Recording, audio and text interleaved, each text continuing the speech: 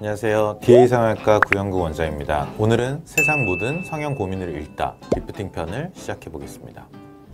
안녕하세요. 40대 중반 직장인 여성입니다. 요즘 신입사원 나이대가 어려서인지 어린 친구들과 외모를 비교하게 되면서 스트레스를 많이 받고 있는데요. 특히 눈 밑살이 볼록하게 튀어나오고 팔자주름이 갈수록 깊어져 성형을 고민하게 된 건 얼마 전 있었던 회식날의 일 때문입니다.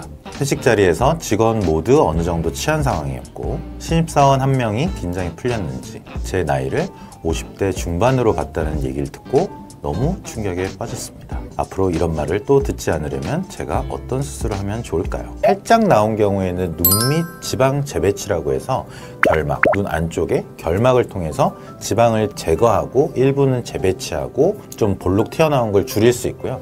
이 피부와 근육이 많이 늘어나고 눈 밑 고랑부터 눈까지 길이가 길어진 좀 심한 경우에는 하안검이라고 하는 수술을 해야 돼요. 하안검은 아래쪽 눈꺼풀을 수술하는 방법인데 피부와 근육을 줄이고 당겨주고 나와 있는 지방은 넣거나 빼주는 그런 복합적인 수술을 함으로써 확실하게 좀 더 강한 교정을 하는 수술 방법입니다. 눈매가 변하는 수술이라기보다는 내 눈밑이 한 10년 전, 15년 전의 모양으로 돌아가는 수술이라서 인상이 바뀐다거나 어색한 그런 기간은 좀 없는 수술이에요. 그래서 비교적 일주일 정도면 충분히 사회생활에 지장은 없을 거라고 생각합니다.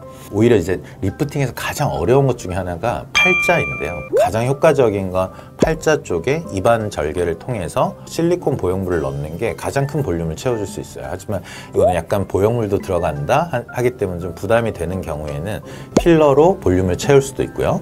처짐이 심해서 팔자가 깊어진 경우는 당기는 수술이 필요해요. 당기는 수술은 결국에 리프팅이고 조금 처지고 조금 개선하고 싶은 경우에 실리프팅으로 간단하게 회복 기간 없이 할 수 있고요. 이제 안면 거상의 경우에는 효과는 강하지만 절개의 부담도 크고 회복 기간도 좀 충분해야 되기 때문에 그리고 나이가 좀 젊으신 분이 선택하기에는 부담이 가는 수술이기도 합니다. 그래서 저희 병원에서 수술하고 있는 수직 미니 리프팅의 경우에는 절개 부위도 겉으로 드러나지 않는 헤어라인 안쪽으로 하면서도 수직 방향으로 당기기 때문에 팔자를 피면서도 얼굴이 넓어지지 않는 그런 벡터로 리프팅을 하는 건 굉장히 의미가 있고요. 조금 더 접근하기가 용이한 수술입니다.